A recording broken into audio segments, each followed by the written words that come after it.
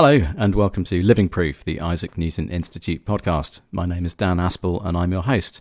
In today's episode, I'm joined by Maha Kaouri of the Newton Gateway and Hannah Thomas of Government Analysis Function. Hannah specialises in communicating data, statistics and analysis with a particular focus on accessibility. So she'll be telling us all about that and more.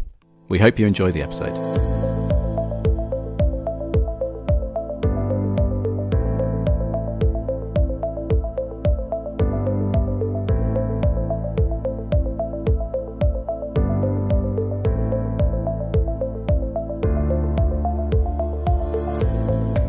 So here we are on the latest episode of Living Proof, and it's myself, Dan Aspel, and with me is my colleague Maha Kaouri, who is the Scientific Knowledge Exchange Coordinator for the Newton Gateway. Hello.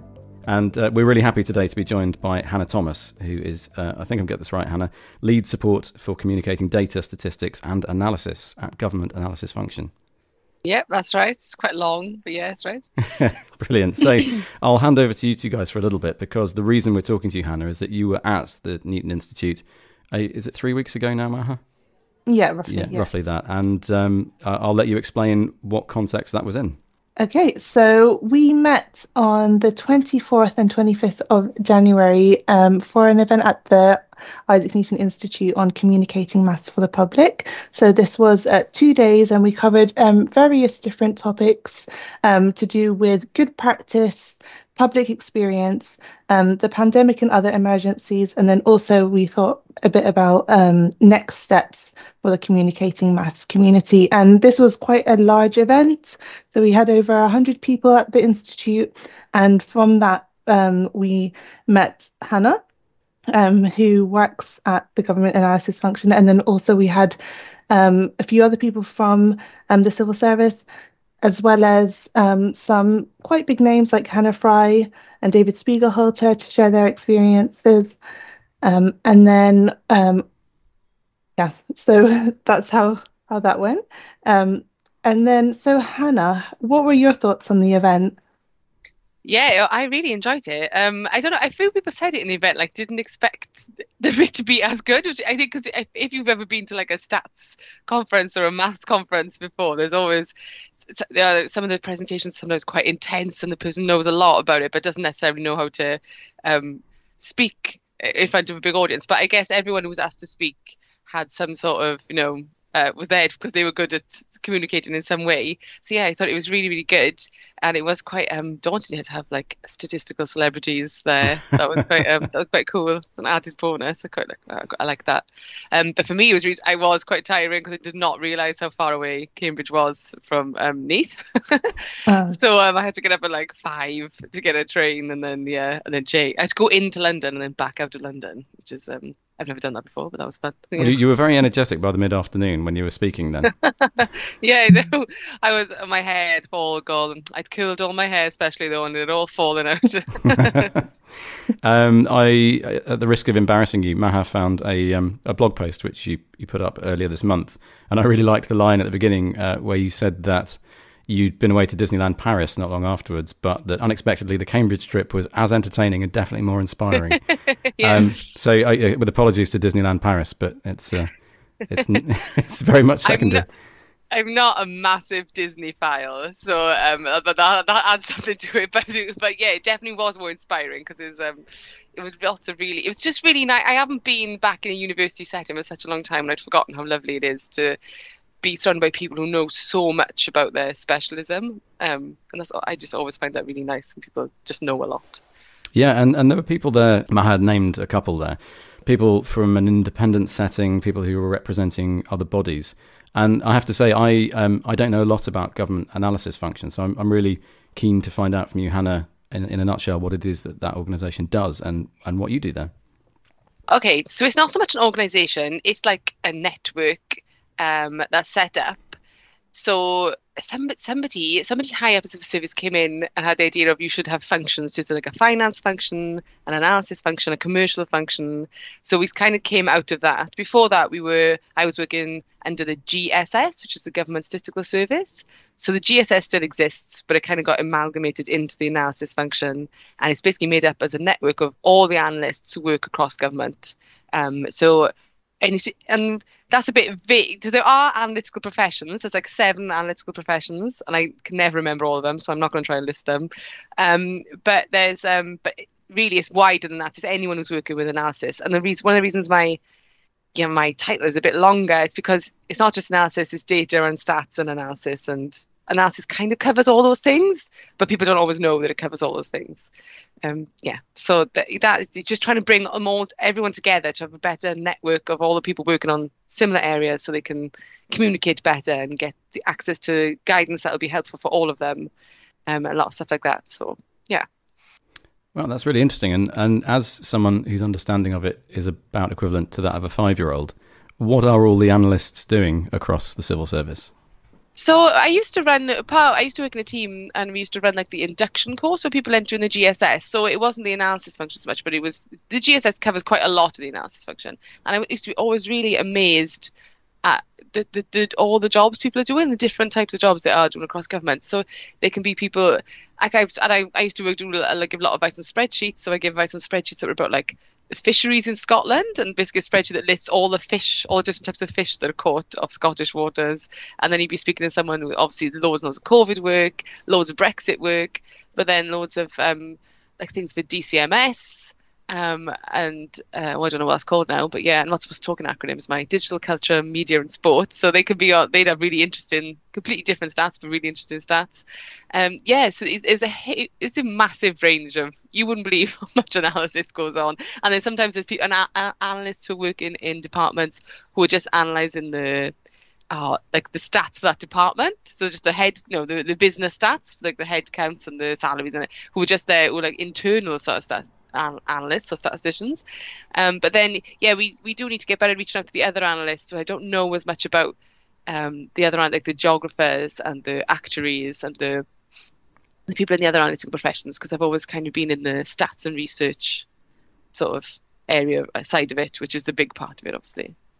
Wow, that's really interesting to know that much goes on within government. I mean, and all of that influences everything that we as sort of citizens experience. Yeah, there's a lot of analysis and spreadsheets and stuff going on that inform a lot of public services that you might not really realise exists, but it does. So how did sort of your attitude and your work relate to the people you met at this event? Did you feel like there were others there of the same mould as you, or were you an odd one out? No, I think everyone there was there with a reason. The main reason was to like communicate maths better to people.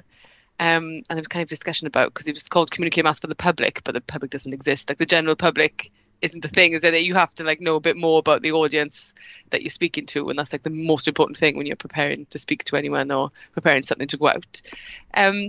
So no, I didn't feel odd. I felt like everyone was kind of on the same page with that. So it was just really interesting to and I used to work in a role that was a sort of data journalist role, and I would talk to a lot of analysts in ONS and statisticians in ONS. And when you sit down and talk to statisticians and analysts about the work they do, like I say, it's always lovely when someone really loves their subject and knows everything about it.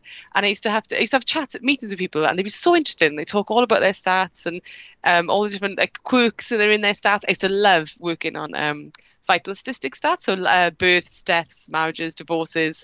They were always my favorite things to write stories about, and the people would always know really. So I did one story that was about marriages, and how people in like the 50s and 40s used to get married at the end of the tax year. I think I'm remembering it right. So March was like a really big popular time for weddings, and it was because if you were a married man at the end of the tax year, you could claim your married man tax allowance for the whole of the past tax year. So it was, so you think if you're going to get married anyway, don't wait until the summer. Get married now, because then you can claim back the tax for all the tax year that's just gone. Something like that. I did a whole piece on it. And I can never remember the intricacies of it, but there's something to do with like, loads of weddings in March. And then they changed the tax, because married men used to be able to claim more because you were supporting your wife. So you could claim more tax if you were a married man than if you were a single man. But then obviously that changed, and you didn't get that bonus for being married. So people started getting married in the summer. And like that was just something people knew, like they knew about, the statisticians knew about it. But I was like, oh, that's so interesting. So I can't remember where I've come from with this now. But people, I think everyone who knows a lot about this subject is really interesting to talk to, because they always know quirks and stuff that you wouldn't necessarily know about. So I didn't find it odd in that setting, because I always find people talking about stuff they know about engaging and interesting. They're just not always good at presentations. That's great. I loved hearing that. I think all the romance has gone from the world when things like that don't exist anymore. I wanted to call them mercenary newlyweds, but that got edited out of my my piece. So something of a journalistic background then yourself? Well, a little bit. So I worked in the digital publishing area of ONS when it started. I think I could say ONS. I always try to avoid acronyms, but I think we know Office National Statistics. So I worked in digital publishing for a bit, and I sort of fell into the data journalist role. They weren't called data journalist roles then. We were just working on the content design team, and I was doing some of the writing, some of the working with the business areas. But yeah, I really loved that role. It was a really interesting to work, but it was quite stressful, but it was really interesting as well. And what was before that point for you? Were you a maths graduate? Yeah, I did maths and economics at Bristol Uni. I wanted to be a teacher, so everything was always geared to being a teacher. So I didn't really ever consider any other career options. And then I taught for 3 years, and I loved teaching economics, and I loved teaching A-level maths, but I really was not suited to like Key Stage 3. I never taught GCSE maths, but Key Stage 3 maths, I just don't. I really feel like the curriculum is not that fun, and it's quite repetitive, and it's just really hard. And because I was doing economics as well, that took economics. I love economics, but you have to read a lot. You have to know what's going on in the world to make it interesting, to make it real. It's just a lot of prep, and so I just didn't have the time to like make the Key Stage 3 maths lessons exciting because of trying to make the economics stuff interesting. And so yeah, I found that hard. So I ended up. My school was right around the corner from ONS, and I went on a day to ONS I was meant to be helping teachers bring stats into the classroom. And I went there and I was like, oh, this looks like such a nice place to work. I ended up moving over. But yeah, that's kind of what my background was. And then I moved over and I was in the labour market analysis for a little bit. But that was also really good. I had the first thing I ever wrote in that role got on the front page of every newspaper. So that really ruined me because it was on underemployment. And I obviously I thought then everything I write is going to end up on the front page of every national newspaper. It's never happened again. So, but yeah, that's kind of how my route. Oh, well, I can hear the excitement in your voice and the animation. So it was obviously a journey you weren't thinking twice about. It was very appealing as you sort of fell into it. Yeah, as you say. I think there obviously are roles in ONS that are probably a bit drier. We can go into them, but the one I fell into was really good. And then I think if you take control of your career and you go to the places you want to go, then you'll always be interested in what you're doing. Yeah. I've been monopolising the questions so far, but Maha actually is a mathematician, so she can ask you questions which are more relevant, perhaps, to our eager audience who are listening. So I don't know if you wanted to ask about how the work done by government analysis function relates to maths at all, Maha, whatever direction you want to go with that.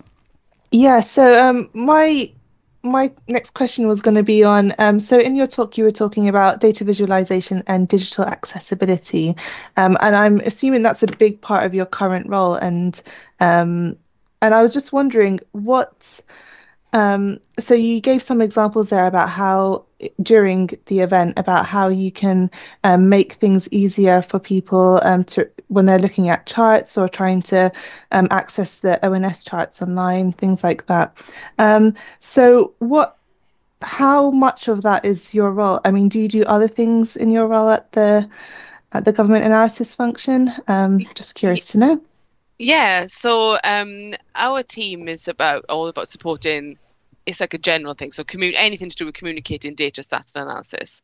But there was a big sort of gap in support for accessibility. And I was managing what was the GSS website at that point a couple of years ago, and then the government legislation came in, so all public sector websites have a legal obligation to meet certain accessibility criteria. And that came in 2020. So 2020 was obviously a really odd year. A lot of my team got taken off to go work on the slides for the number 10 briefings, but I was left managing the website because I had a 1-year-old and a 5-year-old at home. So I couldn't really do the high pressure making slides for the national briefings. And so I was doing the accessibility stuff instead. So making the website accessible first, and then we realized there was this big gap. So lots and lots of people started asking for, how do we make documents accessible? How do we make spreadsheets accessible? So spreadsheets was the first thing. Spreadsheets are not easy to make accessible, but I did like a bunch of research, and I found that there are lots of things we can do to make them much better, much easier for people to use, regardless of like any health impairment or disability. And then it kind of went on. So then people started asking about colours. So we looked into sort of colours to use in charts, and then charts in more generally. Then, so I guess the biggest thing with charts is like the alternative text around charts and how you provide that, and how you can, again, make things so that everyone can access them regardless of their different needs they might have. So it kind of, again, I sort of fell into accessibility because there's big demand for it, but it's not the. It has become our main sort of part of our work, but we are here for any sort of communication advice. And like later in the year, we're going on to looking at writing about analysis and how we can be better at writing about stats and analysis. So that's like the next step. But I ended up knowing a lot about accessibility sort of by accident. Yeah, no, I mean, it's something really important, obviously. And I saw that, I think you were also speaking to Nick Holliman from King's College London as well at the event, and he's also heavily involved in data visualization and things. I'm wondering, did you get anything from the event that made you think, oh, okay, maybe we can take that into account when in your day-to-day job or anything like that? I think it was, for me, it was about making contacts and meeting other people and what they're doing. I think one of the there was Tom Whipple was there. He was the science correspondent at the Times. He was really interesting to talk to, because he was sort of talking about his frustration about how hard it is to get statisticians to talk about their work to the media. Not so much, he wasn't complaining about ONS very much, because I think because ONS are independent, I think they have an easier time of it, and they sort of push that more in the office, so that to get statisticians to talk directly to the media and to give sort of quotes up front. But across government, and I found that really interesting to talk to him, because when I was working as an analyst in ONS, I wasn't media trained. I wasn't senior enough to be media trained. And if sometimes somebody would somehow get your number and your desk phone would ring, and then it would be like somebody asking you for and you just have to be like, oh my God, no, I can't speak to you. So there's a lot of nervousness around speaking to the media, I think, when you work in government. So I think that I've reached out to him over Twitter since to sort of say, like, I'd really like you to come and talk, because even though I'm based in ONS, we help everyone across government, so across all the different departments. So I said I'd really love it if you could come and talk to the people across all the government departments about why it would be so good if more of them would talk directly to you, and how that would help get the message out there. Because I think that's how a lot of misconceptions and misreporting happens, is a lot of time you just can't find the person you need to talk to. And even if it's just like off the record, just so like the person can understand the stuff, it doesn't have to be given a direct quote and stuff. So I think talking to him was really, really interesting. That's probably I've reached out to him already, and a couple of other people who actually work in ONS. I thought, I didn't know that they were doing that. Yeah. So I've also reached out to them to link up better with them. Yeah. So you spoke about what like Tom Whipple as a journalist would want from the civil service. How about what you're looking for from the wider communicating maths community, or just the maths community in general? What would you ask for from them? Oh, well, we just want to get more of our because our team is across government, so I guess we just want to get more people to know about our team, and that they can come to us and ask us for help. So that's like one of our big objectives across and I guess for me it was to talking about accessibility stuff, and not a lot of people. Well, if you know, because the legislation doesn't apply to you if you're not a public sector website. But then I was talking to people about university websites, and university websites are public sector websites, so the legislation does apply to them. So so that I had a couple of people talk to me about that. So I was happy also to get that message out, because when you start working on something like accessibility, and empathizing more with the different people's needs, I think you do get really annoyed that things aren't as accessible as possible. And I was thinking the other day about how, like, not really that long ago, you wouldn't have had ramp access everywhere. Like, you would just not be, you wouldn't have been, and disabled toilets everywhere. And like, how weird that is to us now. Like, you can't imagine and like, as soon as you've had a child, if you try to get in a pram around, and then you realise, oh my, I can't. Obviously, people had prams before ramp access was everywhere. And what did you do before you could use that? And then and disabled toilets, because you can't take a pram when you go into like a normal toilet cubicle, you either have to make the choice to leave your baby outside the toilet cubicle or leave the cubicle door open. And so disabled toilets are also useful for you as a mother when you've got a pram, because you can go in there quickly, use that, and then leave it, and you don't have to leave your baby like unattended. So I think that you do get more passionate about making things accessible to all people the more you work on it. So I guess what I want from them is to be more aware of the accessibility needs of different people and what they're publishing online. And I was talking to, I've forgotten her name, the doctor who came and gave the talk about diagnostic tests. I can't remember her name. Jessica. Yeah, she sort of we were speaking about medical records and how they might be trying to move medical records online, and how they definitely need to be made accessible. If people are going to access their own medical records online, like, everyone needs to access them, and a lot of people who might want to access them might have access needs that need to be met by the person who's publishing them.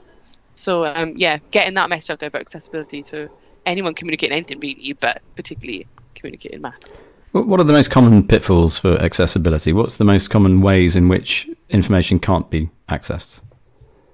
Oh, well, a lot of people get stuck on with accessibility is a screen reader. So they tend to think of screen readers and they think, okay, people who can't see the screen, and then they have to have the content read out to them.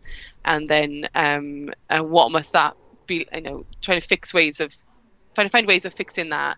And obviously it's not always possible. Like when I was talking to Nick about his data viz, like if you're doing some very intricate, very detailed, beautiful data viz, is very hard to make to someone who can't see that. How would you do anything that can come close to giving the equivalent experience of something like that? So sometimes it's really hard. But I forgot my train of thought now. What was the question? Other ways in which... the main pitfalls. Yeah, so people get stuck on the screen reader thing, and the screen reader thing is a big thing, but there are lots of other things. So people who aren't sight impaired, but maybe they can't see colour, like everyone, like the most of people see colour. So that's obviously one that trips a lot of people up, and it's not easy to do either. Like we've discovered for line charts, once you've got more than 2 lines, there just aren't enough colours in the world, in the spectrum, to have enough contrast between all the lines and the white background. And that's something I didn't know until I looked into doing the colours research. So in terms of using colour, just knowing a few extra tips around colour. So one of the things is that sometimes you want to use a sequential palette. So maybe you've got age ranges. So you want to go from like a light blue to a dark blue, going up in the ages. And if you do that on a bar chart, if for the very light blue, you can put like an outline around it. So someone even can't see the light blue against the white background, they can like read off the outline. So it's just tips and tricks. Just think about things you might not think about. And that's what a lot of people come up to me after, or message me after, say, I never thought about that. Or I never considered that. So yeah, there's just lots of little things, that little edits, and like using, I think I mentioned it in the talk, but using automatic color on a spreadsheet or on a Word document. Don't color your text black, color it automatic. And then if someone opens it and they've got different settings to you because they need to see, they don't like white on black, they can't see black on white rather, they need it to be like blue on beige. If you select automatic, that it'll work automatically for them. Whereas if you select black, it'll just show black, and then they won't be able to, or they'll have to fiddle with their settings. So yeah, it's just little things that don't occur to you unless you have that particular need. Yeah, that's really fascinating. So I was going to go on to possibly asking you about your plans for the future in your role. So you've been looking at data visualization and accessibility, and you mentioned that you're also involved in other things at the government analysis function. So what are those, and also what are your future plans in this role? Yeah, so for this year, we've been working on database e-learning because we used to do a lot of database training. So we used to go around to a lot of government departments and we travel there. We do like maybe a day's training with like a lot of people from different government departments. And then we'd all get really good feedback and it'd be really good and it was good training, but then nothing actually it never really fed through to changes in publications. So people tend to go on training, don't they? And then they like the training and everything, but then we don't really know why nothing fed through to changes. But or like certain things, like we talk about colour, but then the department would have their own colour palette and they'd have to go back and use that colour palette. So what we tried to do was that took up so much of our time that we thought, it's not really being that effective. So we're going to put e-learning out there. So if people want to just have an introduction to the database, so that's on there. I massively love e-learning, but we try to make it as, first of all, accessible. So it's all in HTML. There's no like fancy program to go in. And then we try to put activities in throughout it, little things to do. And then exercises at the end. So we've tried to make it as engaging as we can, as informative as we can. And we're doing more and more work on it to edit it and test it and go on like that. So that's the big thing we're working on at the moment. So that is there as a standalone resource, so people can come and use it. So we haven't got to go out and travel everywhere to teach the people the stuff. So then we have more time. I would really love to go out and do some sort of be more based like a sort of consultancy. So people would say, oh, look, we're publishing this report. We want to make it more accessible. We want the database to be better. And then we get to work with a team on a report or something they're working on, because then you can actual change. You can see the impact you're having. And then, like I said, the next thing, the big piece of guidance my team is going to working on is the writing. Because it exists. There is writing about stats guidance, but it hasn't been updated for about 4 or 5 years.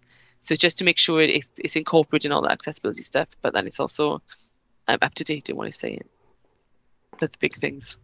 So is the audience for that civil servants, or is it also for the wider public? Or so I always like to put our guidance and everything out publicly available. So because we do get requests from people outside government for advice and stuff, or if they can access the stuff we provide. Lots of charity sector, a lot of the time ask for stuff like that. So everything's always on the analysis function website, publicly available. But yes, it's written with government in mind, because they're the ones who've got to meet the certain criteria, and they've got to. That's who we're here to support, basically. So government analysts. Right, and for the benefit of the listeners, that's analysisfunction.civilservice.gov.uk. Yes, it took a long time to get that domain. You wouldn't believe it. Well, there are 10 other people wanting exactly that one, were there? Oh, well, we weren't allowed to have analysisfunction.gov.uk. That's what we wanted, but we were not allowed to have that. So we had to have so we had to make it that little bit longer. Okay. So yeah, there has to be that ownership there. Very clear signposting. This is the civil service. Well, and also it's part of the thing about that is annoying is it's also local government. So we're also here to support local government, but local government are not civil servants; they're public servants. So that's the reason why we didn't want to have civil service in the domain, but we had to have it because we couldn't. There's no other way around it, so we had to go for that one. Just shout out to all the local government people. We are here for you. Excellent. The link's in the show description for anyone listening. So. You can find that there, and yes, information which is relevant to the wider public as well as to the public sector, as you just pointed out. That's great. Maha, were there any other questions you wanted to ask before? No, that's all from me. Super. Well, thank you. I wanted to ask you, it's putting you on the spot a little bit, Hannah, but of the talks you saw when you were at the event, which did you find the most interesting? Oh, well, obviously, like Hannah Fry and David Spiegelhalter are like the most refined. No, they're obviously really do that for a lot of the time. So both those talks are really good. I also really like the producer for More or Less. I think it's very brave when anyone stands up with no slides and he just talked off a piece of paper. But he was obviously they were all really interesting and sort of talking about like busting misconceptions and stuff. I think part of his talks about, and I've always thought that I always loved doing that. It's really interesting. Yeah, I mean the program More or Less and everything that David Spiegelhalter, that I've seen him do at least, I mean, they couldn't be more similar. It's Yeah. wonderfully, and I mean, insightful from both, and wildly entertaining from David when he chooses to be, and then just sort of shocking and stunning from more or less on a weekly basis about misinterpretation of scientific fact. And just how hard it is, I think. Just like, you have to go away and research it and work out all the, like, this is the caveat and these are the things that you need to bear in mind and stuff. And I also did really love, I think it was Rowan, he was the philosopher, so there was a really interesting take on, a really interesting addition, a completely different type of talking about, philosophy of stuff. That's good. Oh, well, great. Well, thank you very much for sharing those thoughts. We've kept you for about half an hour, and I think I've run out of the penetrating and interesting questions that I'd prepared for you. But thank you for giving up such a portion of your day, and I guess we very much hope to see you at future Gateway or Isaac Newton Institute events, when they appear, that which should be suitable for you to attend. Yeah, I'd love to. And thank you both very much for joining, and have a great rest of the day. And you. Thanks.